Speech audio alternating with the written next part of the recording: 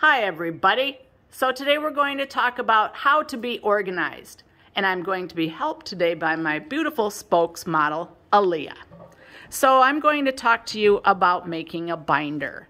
And in the science department, we have been working on using binders to help us stay organized. So here's an example of one that I would use in my chemistry class. It helps you to do binders to be organized because then you know what class it is. You can have it labeled on the side too, so you can put it in your locker and grab it quickly.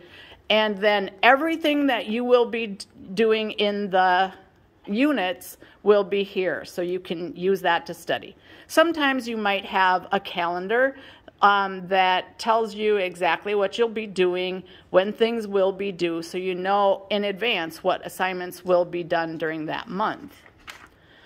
And then the science department does this. We put our science class expectations in our binders, and so we have them all throughout the school year, so everyone knows what's expected of them. And then we also do habits of mind. This habits of mind helps you to get through tough times or think about things differently. It helps to reflect and just think about what you're doing and helps you get through things. So we talk about those a lot. We have one for each unit.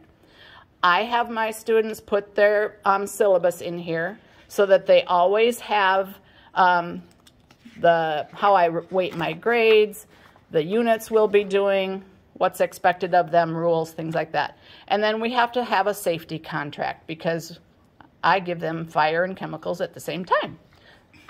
So then I have some important documents that they'll be using throughout the school year. So obviously, periodic table. And then these are things that we would use for labs. So they have them here and can refer to them all the time. Then we also have tabs for all of the units. So let's go through what we would have in a typical unit. So our units start with our I can statements. And sometimes I have on here, instead of I've got it, I need help, where you can find that. These are like the objectives, the things that you should get in the unit. And then it might be helpful if you keep your notebook.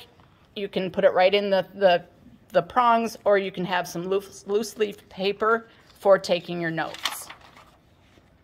And then the rest is just worksheets that we do throughout the whole unit.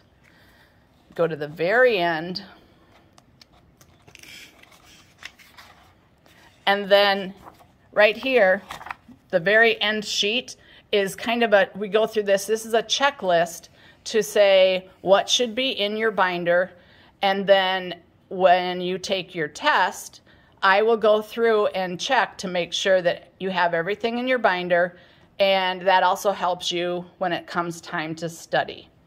So then here's for your next units. You've got some extra binders for the next units coming up. So that's how we organize a binder, and it will help you stay organized all year. Thanks, Aaliyah.